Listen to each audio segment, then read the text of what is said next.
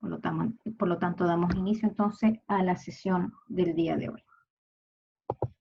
Yo les había comentado, chicos, hace un par de clases atrás que era importante que ustedes que están ingresando a nuestra carrera y que se están de cierta forma enterando de todo el quehacer del tecnólogo médico y en definitiva cuál va a ser su futura profesión, su futuro rol dentro del sistema de salud, tanto a nivel nacional como si algunos de ustedes tienen una proyección más al exterior, como han ocurrido con muchos de nuestros egresados que han emigrado a otros países.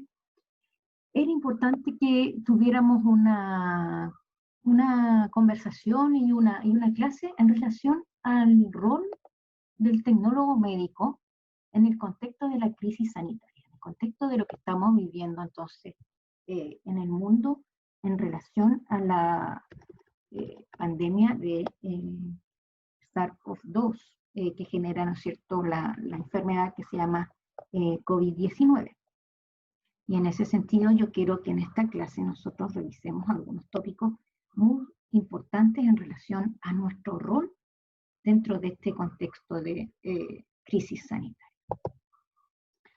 Por lo tanto, el objetivo de esta clase son los siguientes. Vamos a tener como propósito el día de hoy de generar esta discusión y comentar muchos hitos que han ido sucediendo en estos últimos meses.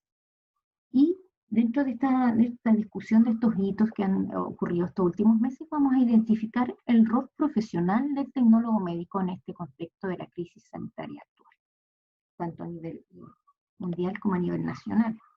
Y también identificar qué importancia tiene la labor del tecnólogo médico en la atención de salud para el diagnóstico de la enfermedad de COVID-19. Y para iniciar un poco esta discusión o esta clase el día de hoy, vamos a poner en contexto de qué es lo que estamos hablando. Y en ese sentido, es importante que sepamos qué es lo que es el coronavirus SARS-CoV-2. Si bien hay mucha información circulando, vamos a nosotros simplificar un poquito y desmenuzar un poquito de forma más sencilla para que ustedes puedan comprender por qué la complejidad que estamos viviendo a nivel mundial en cuanto a la expansión de este virus.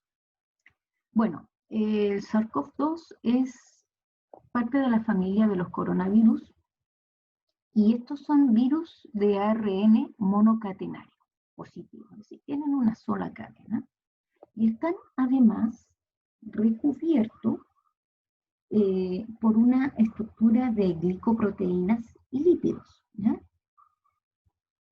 Es importante que ustedes sepan en forma un poquito más científica que lo que es un virus, porque siempre a nivel del lenguaje común se dice, no, esto es un bicho, esto es una bacteria. No, la verdad es que no es así. Los virus son pequeñas cadenas de ARN en el caso de coronavirus, una cadena de ARN. ¿Ya? En este caso, este virus en particular es monocatenario, es decir, tiene una sola cadena. Y estos pedacitos, ¿no es cierto?, de ARN van a requerir entrar en el organismo humano para replicarse. Requieren de un huésped, ¿ya? Y es por eso que cuando ingresa a nuestro organismo nosotros nos convertimos entonces en el huésped de este virus, ¿ya? Además es importante señalar que estos virus están recubiertos por una estructura de glicoproteína y lípidos. Tiene, de cierta forma, una capa protectora. Y esto es muy importante que ustedes lo sepan, chicos, porque existen algunos compuestos, algunas sustancias que permiten romper esta barrera protectora que tiene el virus. Por eso que siempre se hace énfasis en el uso de ciertos productos, por ejemplo, del jabón, ¿ya? Lavarse las manos con frecuencia. Estos compuestos o el jabón permiten entonces romper esta barrera, esta protección que tiene el virus y por lo tanto inactivarlo, ¿ya? Pierde su protección. Y también, evidentemente, el alcohol, sobre 70%, ¿no es cierto? El alcohol gel.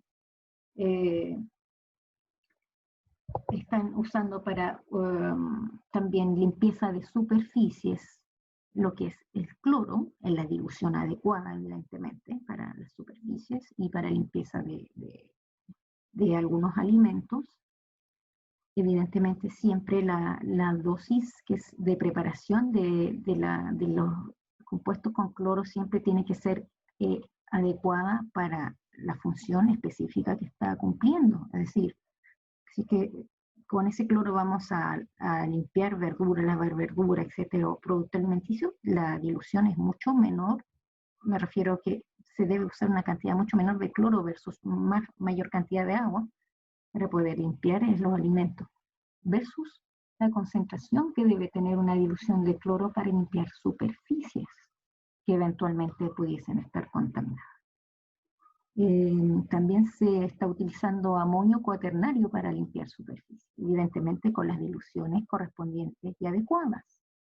Es importante que ustedes sepan que si que las diluciones no son las adecuadas, de cierta forma el compuesto va a perder su eficacia para poder ejercer su función de cierta forma, desactivar este virus, ¿no? Y en definitiva, si nosotros simplificamos un poquito la explicación, el objetivo de todos esos compuestos que yo les acabo de nombrar es efectivamente romper esta protección que tiene el virus y poder inactivarlo, de cierta manera, ¿no? Entonces, en relación al virus, recuerden que es un pedacito de ARN monocatenario positivo en el caso del coronavirus, y está entonces protegido por membrana, glicoproteína y de lípidos. Aquí hay un pequeño esquema donde se observa entonces que está el ARN vírico aquí dentro, también está compuesto de la proteína N, y tenemos entonces esta cápsula que lo recubre, ¿no? Que es una membrana lipídica. Y diversos receptores que se encuentran en la membrana y que de cierta forma permiten que este virus vaya al encuentro de las células del huésped, que en este caso seríamos los humanos, y se ha reportado también algunos casos de felinos con este coronavirus, que también podrían transformarse en huésped. Y entonces estos receptores de membrana permiten unirse a nuestra célula y el ARN entonces replicarse dentro del huésped. Esto quiere decir que a diferencia de nosotros como seres humanos, el SARS-CoV-2 tiene su material genético en forma de ARN. Recuerden que nosotros como seres humanos lo tenemos, nuestro material genético en forma de ADN. A nivel mundial, ¿cuál es el examen estándar para poder entonces detectar la presencia de coronavirus en nuestro organismo? Se va a realizar un frotis de nariz o de garganta y luego se debe realizar un test que se llama el RT-PCR, que vamos a ver en unas diapos más exactamente de qué se trata esta técnica y cuál justamente es nuestra responsabilidad como tecnólogos médicos en este sentido. Chicos, no duden en hacer sus consultas si alguien quiere intervenir o eventualmente poner alguna consulta en el chat.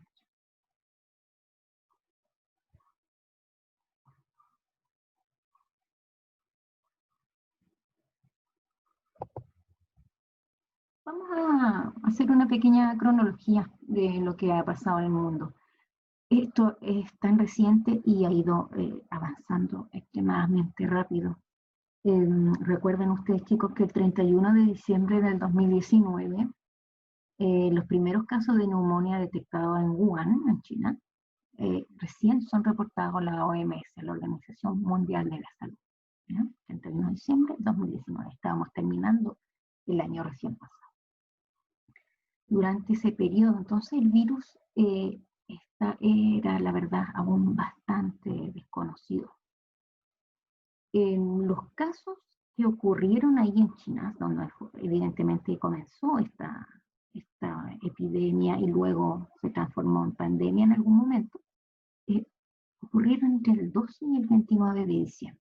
¿Ya? Ahí se empezó a contagiar las personas, según las autoridades, o según lo que reportaron las autoridades de salud de esa región, de China, de Wuhan. Por lo tanto, a nivel internacional, recién se reportó el 31 de diciembre, pero ya había, de cierta forma, cierta casuística que ocurrió durante todo el mes de diciembre en esa zona, ¿no? El reporte a la Organización Mundial de la Salud respecto de esas autoridades locales recién fue como hito el 31 de diciembre del 2019.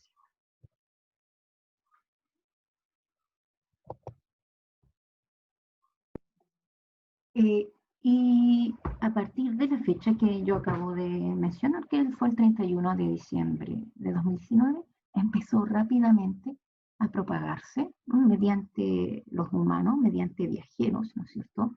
Primero, en el mes de enero, en países vecinos a China, Singapur, en los países del sudeste asiático, ¿no es cierto? Reportaron los primeros casos fuera de China.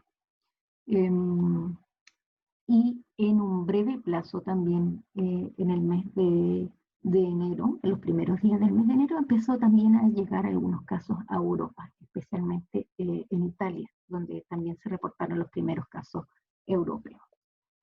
Si ustedes se fijan, en la parte superior de esta noticia que yo puse acá, el 3 de marzo del 2020, nuestro Ministerio de Salud acá en Chile confirma el primer caso de coronavirus, ¿ya?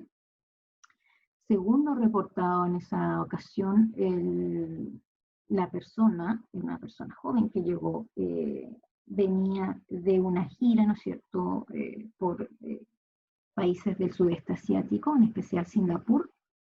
Recuerden que yo les acabo de nombrar que Singapur fue uno de los primeros países donde se reportaron contagios fuera de China en los primeros meses, en los primeros días de enero.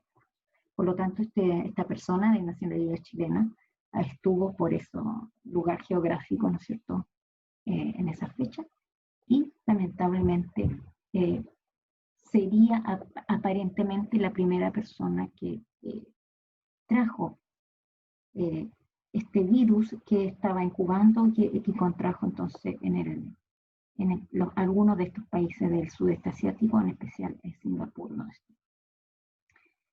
Nuestro ente fiscalizador, que es el Instituto de Salud Pública de Chile, entonces recibe esta notificación, porque ellos son los encargados de fiscalizar todo lo que es la parte epidemiológica en nuestro país.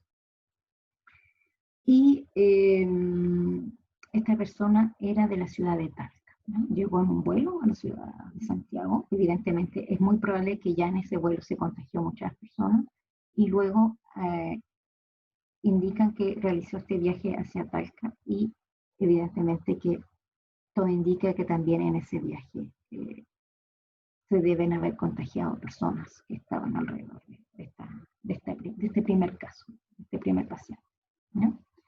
Entonces llegó a controlarse al hospital de Talca esta persona. Recuerden que el coronavirus tiene mucha facilidad de transmitirse de persona a persona, ya sea por tos, por estornudo, o estando en la cercanía con las gotitas de saliva cuando se está conversando con la persona. Pero también se ha encontrado que probablemente con el uso de aire acondicionado, estas gotitas tienen mayor facilidad de viajar, y por lo tanto en espacios confinados es mucho más fácil que se transmita, ¿ya? Por lo tanto es muy probable que la mayoría de los viajeros que acompañaron a esta persona se hayan también contagiado en ese contexto. Entonces la fecha es el 3 de marzo del 2020. Y así sucesivamente el virus se fue expandiendo por todos los continentes poco a poco. Pero hay un dato bastante interesante acá. Fíjense la fecha, el 11 de marzo del 2020. Recién en esa fecha, ustedes recuerdan el primer caso reportado en la OMS, que fue el 31 de diciembre, pasaron aproximadamente en el tercer mes ya. Recién la OMS considera que el brote de coronavirus califica como una pandemia global. ¿Ya? Respecto de esta fecha existen, evidentemente todos son generales después de la guerra, pero existe una fuerte crítica a la OMS por haber de cierta manera tardado un poco en declarar la pandemia global. ¿Ya? ¿Y por qué lo tuvo que declarar así? Porque ya la verdad es que muchos países, aproximadamente ya en esa fecha, 114 países a nivel mundial, tenían algún caso a lo menos reportado. Y evidentemente que dado la rápida propagación y que muchos pacientes estaban enfermando de gravedad, entonces ya era necesario que la OMS declarara este brote de coronavirus como pandemia global. Entonces sí, posteriormente han existido críticas con respecto a la tardanza que tuvo la OMS. Y si de esta forma ellos lo justifican un poco con que no quería de cierta manera generar pánico en la población, ¿no? Ese sería un poco lo que ha mencionado la OMS respecto de su tardanza en declarar pandemia mundial. Vamos a ver el chat. No sé si hay alguna consulta en el chat. Vamos a ver. El aire y la saliva que expulsamos en un estornudo sale a unos 60 km por hora promedio de velocidad. Es así. Sale con una velocidad bastante importante. Se han hecho estudios, de hecho, en cuanto a la velocidad que puede tener un estornudo y también la distancia a la que se puede propagar esto. Y los últimos estudios dicen que incluso hasta 6 metros se podría eventualmente propagar un estornudo, entonces es bastante importante la distancia. Les quiero recordar también algo. En un inicio, la OMS no recomendaba el uso de mascarillas, y eso fue algo que actualmente también, de cierta manera, ha sido criticado, porque ellos partían de la postura de que la mascarilla, de cierta forma, daba una sensación de falsa seguridad, pero posteriormente se comprobó en varios estudios, y es por eso que la investigación científica es tan relevante. Los datos científicos son tan relevantes porque se pudo comprobar que el uso de mascarilla efectivamente reducía en un gran porcentaje la posibilidad de contagiar, tanto cuando la usa el paciente que está contagiado, como también la usa como barrera protectora una persona sana, para no recibir entonces estas gotitas del paciente que está contagiado, ¿no? Así que respecto de esta fecha, chicos, la verdad es que todo esto que nosotros estamos conversando aquí, chiquillos, y que para nosotros es noticia del día a día, noticia actual. Toda esta fecha, todos estos hitos que estamos viviendo nosotros van a quedar registrados en la historia del mundo en algún momento. Van a pasar muchos años en los cuales en los registros históricos del mundo van a quedar todos estos datos que nosotros, como esta generación de humanos que estamos vivos actualmente, estamos justamente viviendo, ¿no? Vamos a ver algún comentario del chat. Acá dice, la compañera Alejandra dice, profe, vi en un estudio de hace poco, que ya no recuerdo de dónde, que el uso de la mascarilla reduce al 2% de contagio. Sí, Alejandra, la verdad es que reduce, incluso han encontrado mayores porcentajes en algunos estudios, pero efectivamente hace 2 o 3 días atrás, recién la OMS rectificó de cierta manera el tema del uso de la mascarilla, evidentemente haciendo la salvedad de que no debe la gente, por el hecho de estar usando una mascarilla, confiarse que no se va a contagiar.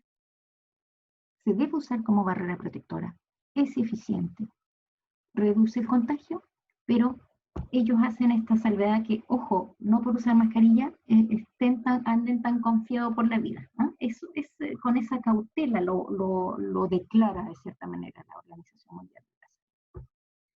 Acá tenemos otra observación en el chat, dice la OMS le dijo a España que no se preocupasen por el virus, que no había llegado allá. La cosa es que los españoles siguieron en un evento con mucha gente y saliendo. Exacto, es así. Lamentablemente, ahora que ha pasado el tiempo, se ha visto que sí se cometieron efectivamente algunos errores. Y los errores más bien tienen que ver con el desconocimiento que tenía, la contagiosidad que tiene este virus, ¿ya? Y lo estamos viendo nosotros en nuestro país hoy en día.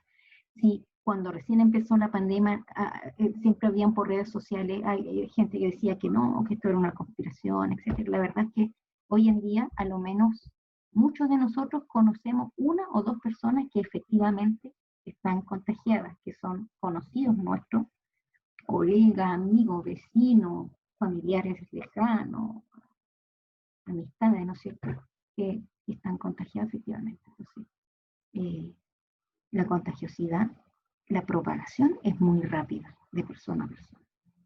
Y lo que pasó justamente en Europa es que la gente se confió. El tema del distanciamiento social tampoco estaba como, se conversaba mucho y la verdad es que tampoco se cumplió. Como dice acá Alberto, la gente estaba saliendo eh, a eventos masivos, etcétera.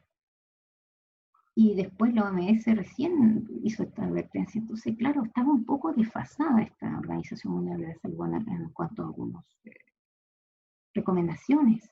Y en muchos países europeos pagaron las consecuencias. Italia, España especialmente, estos dos países fueron los que más sufrieron y perdieron vidas humanas en relación a este contagio, a estos contagios masivos. Acá tenemos otra observación en chat que dice: incluso aunque no esté cerca de una persona positiva en COVID, hay posibilidad de contagio porque en la superficie sobrevive harto el virus o no. Sí, bueno, hay algunos estudios que son contradictorios respecto de qué duración en definitiva podrían estar en la superficie. Lo que está claro es que efectivamente hay superficies donde se mantiene más el virus. Y otras superficies que, por ejemplo, son más de características orgánicas, por ejemplo, cartón, papel, ese tipo de materiales, que al parecer durarían menos el virus porque su interacción con material orgánico, de cierta forma, podría desactivar el virus. Y en materiales inorgánicos, al parecer, dura un poco más el virus ahí en esas superficies. Y por lo mismo, la importancia de limpiar las superficies. Cuando uno sale a la calle, igual, cuando uno está tocando mesones o en el supermercado, incluso mercadería o en la caja, o cuando uno va a pagar, etc., la recomendación es usar alcohol gel, si es que uno no tiene a mano un lavatorio con agua y jabón. El uso de alcohol gel es fundamental para evitar entonces la propagación. Hay estudios que dicen también, que relatan que inconscientemente uno se lleva una cantidad enorme de veces las manos a la cara, a los ojos, a la nariz, se rasca la cara, no sé, se frota la cara con las manos, y esa es una cantidad muy, muy grande de veces. Entonces, el virus, si es que queda dentro de nuestras manos y ponemos las manos en la cara, la verdad es que existe un tremendo riesgo ahí de poder transmitirnos el virus, ya sea a la mucosa nasal, a la mucosa faríngea o incluso a la mucosa de los ojos, ¿no? Así que la verdad es que importa. Otra cosa que es relevante es la carga viral. Dependiendo mucho de la carga viral, es el contagio. Existe un espectro muy grande de sintomatología en el coronavirus, que va desde personas asintomáticas, es decir, que no sienten absolutamente nada cuando están contagiados, pasando por otras personas que se sienten solo con algunos síntomas leves, un poquito de dolor de cabeza, dolor de garganta, un poquito de romadizo, que es como un poquito de moquillo leve que sale de la nariz. Personas que se sienten con un estado gripal fuerte, decaimiento, dolor de cuerpo, dolor de hueso, ¿no? Fuertes dolores de cabeza. Y esto va en aumento hasta personas que tienen distrés respiratorio agudo, dificultad respiratoria aguda, una neumonía por COVID que vamos a ver en un ratito más. Y incluso, evidentemente, generan la muerte, especialmente en los grupos de riesgo. Las personas de la tercera edad son los de más riesgo. Ojo, chicos, Los jóvenes también mueren de coronavirus. Los jóvenes también se enferman gravemente de coronavirus. Pero los que tienen mayor probabilidad de morir a raíz de este contagio son evidentemente las personas mayores. En nuestro país se ha dado una casuística muy, muy extraña porque los que más se contagian son personas menores de 40 años, entre 19 y 40 años. Son los más contagiados en nuestro país. Es el grupo que donde predominan los contagios. Tienen mayor probabilidad de sobrevivir, pero muchos se contagian en forma muy grave y en este momento están conectados a respiradores. Por lo siguiente, por malos hábitos de vida, obesidad, consumo excesivo de alcohol, diabetes, consumo de tabaco, ¿ya?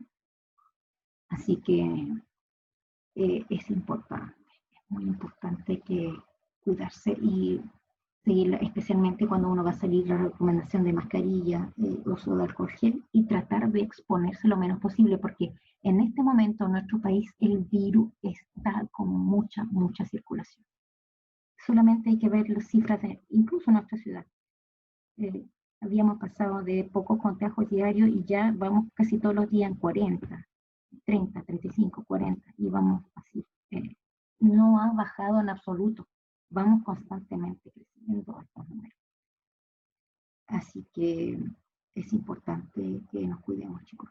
Y también que no nos enfermemos y que no enfermemos a nuestros familiares, en especial a nuestros padres, a nuestros abuelos. Y a los niños pequeños también hay que tener mucho cuidado, porque si bien se reportan en la literatura que si bien se contagian con menor gravedad, sí hay pequeños que han fallecido también por estrés respiratorio agudo. Aquí una compañera nos pregunta si puede ser que afecte a un grupo sanguíneo mayormente que a otros. La verdad es que también hay estudios relacionados con la susceptibilidad de algunos grupos sanguíneos más que otros. Por ejemplo, se reporta que el grupo A o 2 en la antigua nomenclatura sería un poco más susceptible que otros grupos, que el grupo 4 o O, que se dice actualmente, o 0. ¿no? Eso es así, pero no hay suficiente evidencia todavía, suficiente estudio. Recuerden que estamos recién, estamos viviendo día a día cosas nuevas respecto a este virus. Vamos a continuar. Acá me hacen otras preguntas por el chat que voy a ir respondiendo de a poquito. Vamos a avanzar. Este tema es muy interesante, la verdad, y da para bastante. Fíjense, chicos, el mapa mundial. Yo se lo actualicé ayer, a 9 de junio de 2020. Fíjense el mapa mundial. Ya realmente no hay ningún lugar que se salve en el mundo, la verdad. Está tremendamente. Fíjense en lugares remotos, miren, este es Groenlandia, miren, hay un puntito rojo acá. Islandia, lugares muy remotos, muy aislados, como este país, Islandia, que es súper aislado. Aún ahí se han reportado casos. Hawái también, que que es una isla muy aislada ahí en el Pacífico Norte, súper aislado, aún así hay casos reportados. En este momento, el foco de la pandemia que estuvo al inicio, en la primera etapa acá en Asia, en el China, Asia-Pacífico, luego se movió a Europa fuertemente durante mucho tiempo, Italia, España, Francia, Gran Bretaña, muy, muy, muy afectados, ¿no es cierto?, por el virus. Y ahora el foco de preocupación a nivel mundial es nuestro continente, ¿no? En general Latinoamérica. Para qué decir Estados Unidos, donde ya se reportan, ya pasó el 1.000.000 de contagiados y una cantidad también de fallecidos muy, muy importante. ¿ya?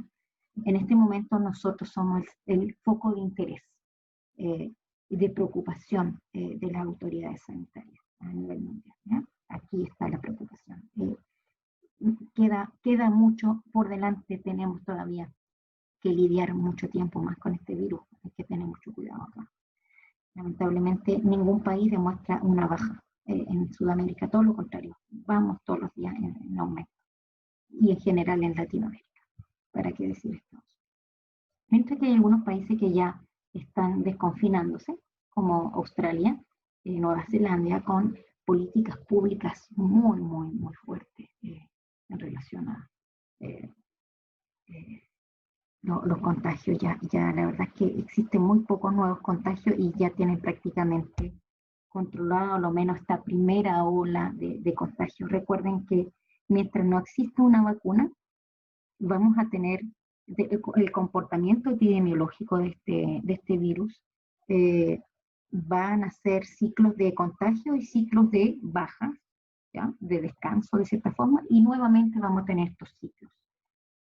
Las proyecciones, los modelos matemáticos, ¿qué dicen? Que habitualmente, debido a los ciclos epidemiológicos de los virus, se espera que este coronavirus a lo menos esté presente junto a nosotros hasta finales del 2021, con ciclos de contagios y bajas, el confinamiento. Luego nuevos contagios, confinamiento, luego bajas, y así. Y cada vez va a ir bajando un poquito menos hasta que se logre lo que se llama la inmunidad de rebaño, donde la cantidad de personas que se contagiaron y que desarrollaron inmunidad va a ser en número muy importante, y ahí se habla de inmunidad de rebaño. Pero todavía eso no está por llegar, lamentablemente. Se requiere una vacuna realmente para poder dar atajo a los contagios. Y las vacunas tienen un proceso largo entre hacer los ensayos clínicos, bueno, crearlas primero, luego hacer ensayos clínicos en una población importante para poder ver si hay efectos adversos de esa vacuna y un montón de otras cosas que deben ver los científicos en relación a alguna vacuna que sea puesta en el mercado, ¿no? Por lo tanto, afortunadamente nos encontramos en una época de la humanidad como ninguna otra en alguna anterior pandemia. Que en esta época de la humanidad, la tecnología está bastante avanzada. Hay muchos laboratorios trabajando en algún tipo de vacuna. Por lo tanto, en ese sentido somos una generación de humanos un poquito más privilegiada respecto de otras, que no contaban con la tecnología para poder luchar contra y sacar rápidamente alguna vacuna. Estamos en un siglo donde la tecnología y la biotecnología ha avanzado bastante, y la verdad es que hay más esperanza de que salga un poco más rápido algún tipo de vacuna en relación a otros periodos de la humanidad. Así que afortunadamente es muy probable que la vacuna esté antes de lo que pensamos, pero para eso tiene que estar bien hechos los ensayos clínicos, absolutamente comprobada la eficiencia de esa vacuna y que no tenga efectos colaterales que sean demasiado nocivos. No vaya a ser que el remedio sea peor que la enfermedad en definitiva. Entonces es importante que eso esté muy estudiado, muy comprobado antes de poner al mercado a disposición de la humanidad algún tipo de vacuna. A ver, acá tenemos algunos comentarios. Profe, vi un paper o una noticia, no sé en dónde era, pero hay una fruta, tenía COVID-19. No, desconozco esa noticia. Puede ser que detenga el COVID, no sé, alguna propiedad farmacológica. Recuerden ustedes que muchos fármacos son extractos de plantas, que evidentemente están procesados en laboratorio, pero muchas vacunas, muchos remedios, muchos fármacos que usamos para diversas enfermedades provienen de extractos de alguna planta, se encuentra en forma natural. Pero de que una fruta tenga encima de ella COVID, no he escuchado. A lo mejor en su superficie alguien la contaminó, no desconozco ese estudio. Bien, entonces, chicos, la situación a nivel mundial. Actualicé este mapa el día de ayer para poderles tener la última información, el último reporte para poder hacer esta clase y que lo comentáramos juntos. También actualicé la evolución del COVID en Chile. Miren, chicos, la verdad es que lo que comentábamos recién, esto es una curva exponencial, fíjense. Si bien hay variaciones entre ciertos días, pero la verdad es que la tendencia de esta curva es al aumento. Por diversas metodologías de cálculo que se han modificado en las últimas semanas, la verdad es que, por ejemplo, ayer estas 19 nuevas muertes, la verdad es que no llamó bastante la atención cuando se dio ese número, pero la verdad es que por este ajuste de metodología, estos cálculos, estos cruces de información entre las diversas entidades que están monitoreando esta cifra y esta estadística, la verdad es que ese número resultó un poquito inhabitual, pero debiese reajustarse en la semana. La verdad es que no hay que confiarse, no estamos deteniendo todavía esto. Nos va a acompañar estos contagios un tiempo más, lamentablemente. Fíjense que ya estamos en esa cifra de personas que se han contagiado desde que empezó el primer caso, como lo vimos delante en el mes de marzo, en Chile. Y cada día van entre 4.000 a 6.000 casos, a pesar de que el foco está en la región metropolitana y que ellos llevan en cuarentena ya esta la segunda semana, para la tercera ya. La verdad es que lamentablemente no se ha visto una disminución en la contagio. Y hay otras ciudades y otras regiones que también están entrando o que entrarán en un futuro nuevamente a este proceso de cuarentena, de confinamiento, para poder de cierta forma detener estos contagios. Lo que sí se ha visto que lamentablemente no ha sido del todo eficiente esta medida y tiene que ver con muchos factores. Eventualmente lo podemos conversar si alguien quiere comentar al final. Vamos entonces a los que después de esta introducción, para ponernos bien en contexto, ¿cuál es el rol del tecnólogo médico aquí en este contexto de pandemia por coronavirus, COVID-19, generada por el virus SARS-CoV-2? Principalmente, yo les decía hace unas diapos atrás que el examen estándar para detectar la presencia del SARS-CoV-2 en nuestro organismo, especialmente en nuestras secreciones nasales y faringias, es la técnica de reacción de la polimerasa en cadena, la bien conocida PCR que todos los días se nombra. Esta técnica, en el caso de esta técnica, de polimerasa en cadena, PCR, se ha convertido en la herramienta esencial para el diagnóstico de enfermedades infecciosas. Y en el contexto de esta pandemia, entonces, que está producida por este virus que se llama SARS-CoV-2, en nuestro país la responsabilidad en la funcionalidad de estos laboratorios, de que los laboratorios funcionen correctamente, que se tomen las muestras correctamente y que se analicen, tanto en el ámbito de la salud pública como privada, recae esencialmente en los tecnólogos médicos, y en especial en nuestros tecnólogos, nuestros colegas de bioanálisis clínico molecular, hematología, medicina transfusional y los tecnólogos de morfofisiopatología y citología. Ellos, de cierta manera, son los colegas que están a cargo de hacer el diagnóstico, de confirmar, hacer el estudio de la presencia de este virus en la secreción de algún paciente. Además de hacer el estudio, todo el proceso, como vemos acá este colega que está muy bien cubierto ahí con sus protectores, sus elementos de protección personal que vamos a conversar también en otra diapo.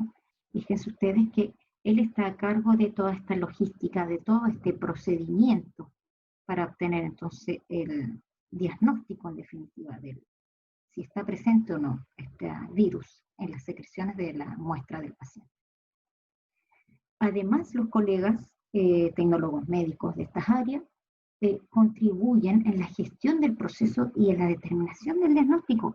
El tecnólogo médico de estas áreas es el que firma ese examen y mediante esa firma es el que valida este resultado. Y lamentablemente el tecnólogo médico no es reconocido, o no se sabe esto. La mayoría de las personas de la opinión pública no sabe que el profesional que pone la firma en este examen, en especial cuando es el director técnico de ese laboratorio, que los tecnólogos médicos de estas áreas pueden ser director técnico de su laboratorio. La opinión pública no sabe que el profesional que está a cargo de esto se llama tecnólogo médico. ¿Ah? Siempre se habla en las noticias que el personal de salud, que los doctores, que las enfermeras, etcétera, pero, y se nombran muchos otros profesionales, pero el tecnólogo médico es muy poco mencionado.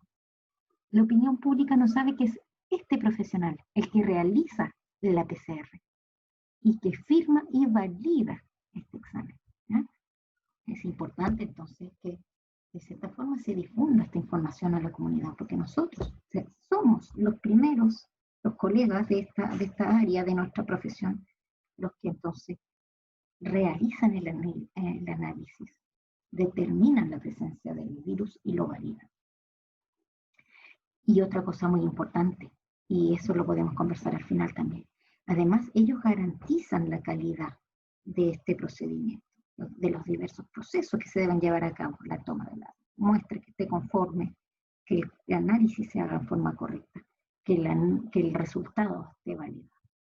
Y en estos laboratorios entonces son los colegas TN de estas áreas que están a cargo de este procedimiento.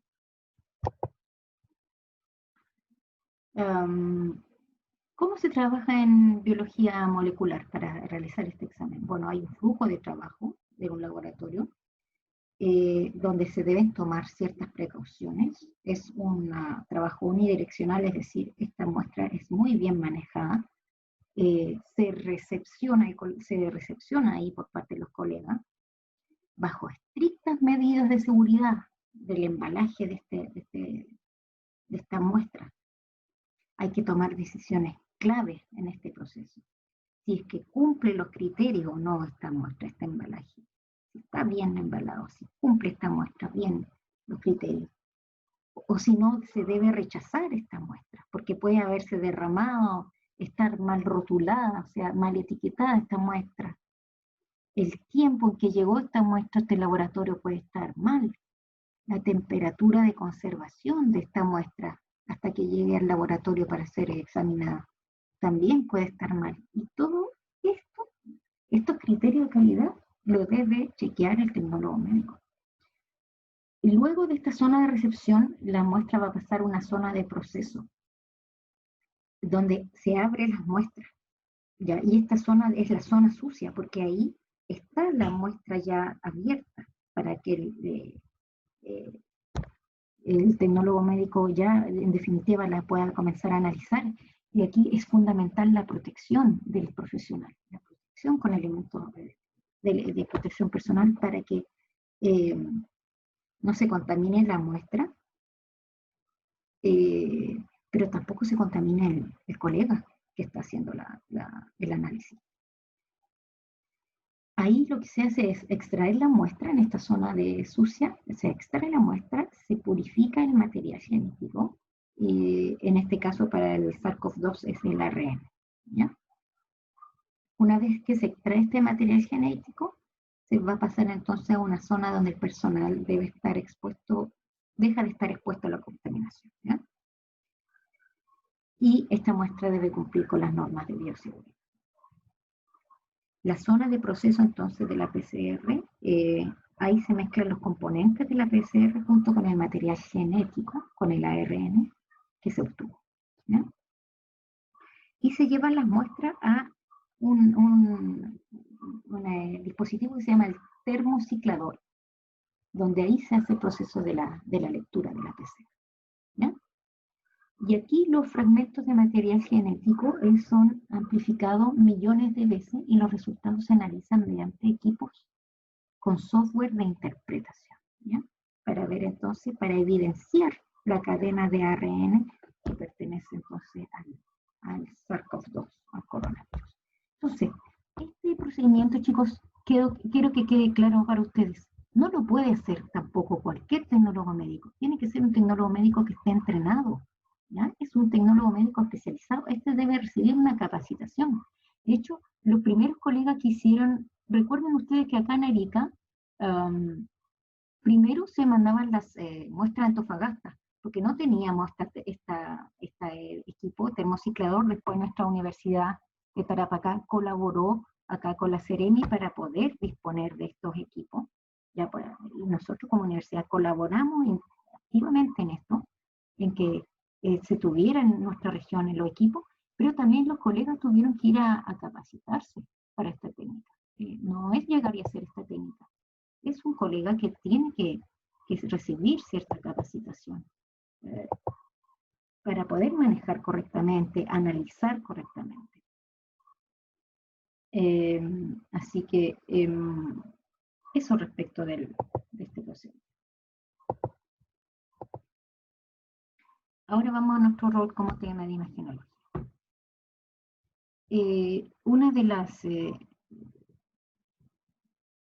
manifestaciones de los pacientes que están más graves es la llamada neumonía por COVID-19. Son cuadros respiratorios agudos, ¿no es cierto?, que comprometen entonces la zona pulmonar, ¿ya? Y le da al paciente entonces dificultad respiratoria. Lo que pasa aquí es que el virus se va a instalar en los alveolos de los pulmones y se generan entonces lesiones pulmonares que se pueden pesquisar mediante radiografía de tórax y mediante tomografía computarizada, ¿ya? Entonces los TM de imagenología también tenemos un rol activo en la detección de las lesiones por neumonía de COVID-19. Acá tenemos a los colegas del Hospital de Magallanes que están aquí con el escáner, ¿no es cierto? Y están ahí protegidos para poder recibir a los pacientes que están más graves y que se les debe detectar entonces esta neumonía por COVID. Los hallazgos imagenológicos de COVID, si bien al principio en los artículos que se reportaron al inicio decía que no son hallazgos específicos, pero junto a la sintomatología clínica del paciente, si se encuentra estos hallazgos, entonces es altamente sugerente de COVID-19, en especial en nuestra zona, en nuestra región. Y cuando llegó, porque nosotros nos pilló en una distinta estación que en Europa y el sudeste asiático. Nosotros nos pilló este virus cuando estábamos todavía en verano y empezamos a salir de él, ahora estamos en otoño. Por lo tanto, la circulación de virus que había acá y que generaba otro tipo de patología respiratoria era muy poca en esa estación de verano. Por ende, los pacientes que llegaban con una neumonía típica, con una sospecha de neumonía, en esa fecha claramente estaba orientada la sospecha clínica que fuera coronavirus, ¿ya?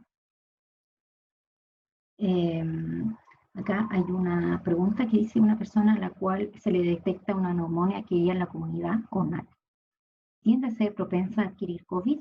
Es súper buena pregunta. La verdad es que un paciente que ya está deteriorado en su función pulmonar o que tiene secuelas de haber tenido alguna patología pulmonar previa, evidentemente que está más propenso, que está más delicado y que está más propenso a adquirir cualquier tipo de patología, para qué decir aún más el coronavirus que está circulando actualmente.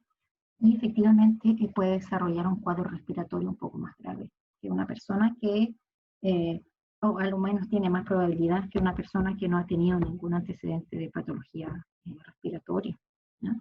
Por lo mismo, las personas asmáticas, las personas fumadoras tienen también mayor posibilidad de tener algún daño pulmonar por COVID, ¿ya? Estas son las imágenes que nosotros como tecnólogos médicos de imagenología tenemos que ser capaces de detectar y poner en alerta entonces a los médicos. Imágenes en vidrio esmerilado o vidrio de lustrado, que son estas consolidaciones que se pueden observar en el fondo, ¿no es cierto?, del parénquima pulmonar, como translúcido. Consolidaciones periféricas, que es bastante característica de la patología que estamos observando acá de coronavirus. El llamado crazy paving, que es como pavimento loco, que es suerte de parecido a los pavimentos que tienen distintas formas y que se van posicionando los unos al lado de los otros, que es un signo radiológico que también se observa entonces en escáner y en las radiografías de tórax. Y septo fibroso, cuando ya está más complicado el paciente, los septos fibrosos son complicaciones que también van a estar presentes en el parénquima pulmonar, ¿no? Esos son los principales hallazgos que como tecnólogo médico de imagenología tenemos que realizar.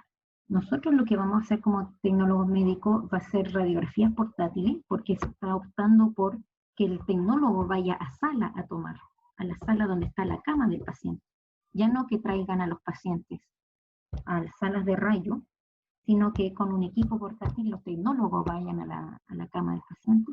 Y esto para evitar pasear por pasillos de hospital o de la clínica a los pacientes y que aumente el riesgo de contagio.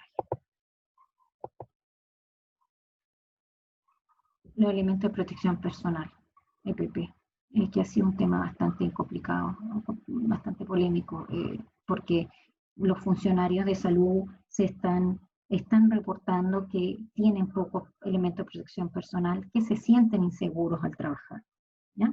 Por lo tanto, acá el autocuidado y la protección del personal es fundamental, porque hay muchos contagiados. De hecho, hay una estadística que se está haciendo sobre el personal de salud que está contagiado, y la verdad es que son muchísimos personal de salud que está contagiado. Entonces yo les puse una foto con distintos tipos de mascarillas que se deben usar, protectores oculares, estas viseras grandes que se usan, guantes, delantales con manga, etc. Y aquí está reportado, hay un listado de todos los materiales que debiesen usarse, aparte evidentemente del jabón, del lavado de manos. Nosotros como personal de salud tenemos que usar otro tipo de dispositivo para protegernos aún más, considerando que estamos muy expuestos porque hay muchos pacientes que van a estar en contacto con nosotros y que podrían eventualmente estar contagiados, ¿ya? Guantes, lentes, mascarillas, ¿ya? Delantales, pecheras, gafas, y usar también desinfectante de superficie. Tener los desechos para este material que podría estar contaminado, tenemos que retirarlo con mucha precaución y también desecharlo, botarlo en contenedores especiales para que no esté propagándose el virus por contacto con este material, ¿no? Como conclusión, entonces, chicos, el tecnólogo médico cumple un rol fundamental. Está poco visibilizado, lamentablemente. En el apoyo del COVID-19, realmente el tecnólogo médico es de primera línea. Por ahí me preguntaban si yo era de la primera línea. Yo ya no, yo trabajé muchos años en el ámbito asistencial. Es más, yo trabajaba en la posta central de Santiago, en el Hospital de Hospital de Urgencia de Asistencia Pública.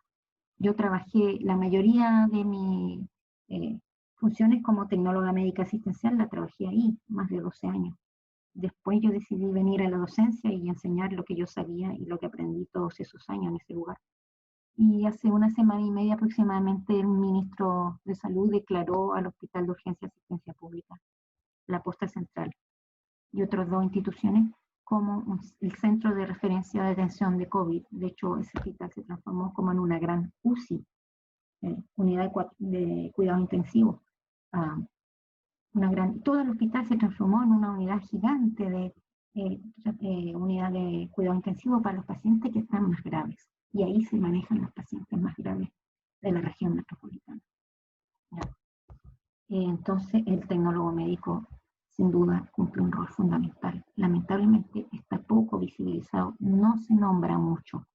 Como les decía adelante, se nombra el doctor, se nombra la enfermera, el kinesiólogo, y muy poco se escucha el tecnólogo médico. Y ustedes acaban de darse cuenta que es una de las piezas claves en el diagnóstico del COVID-19, el tecnólogo médico.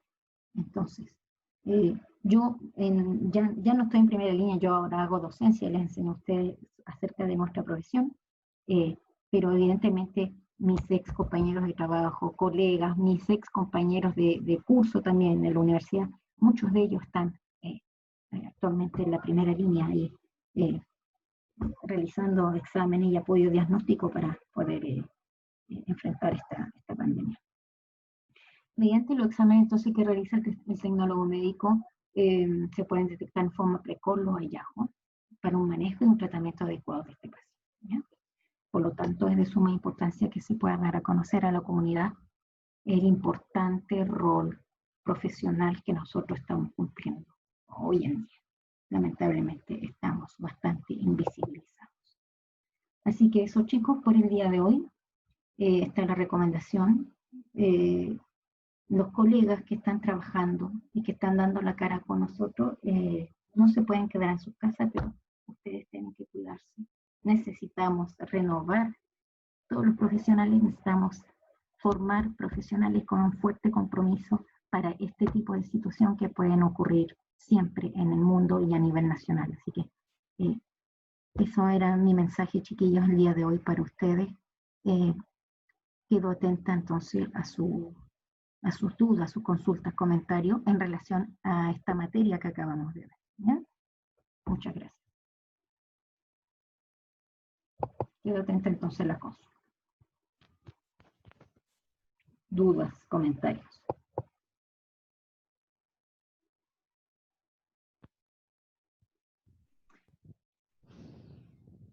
¿Comentarios en relación a la materia?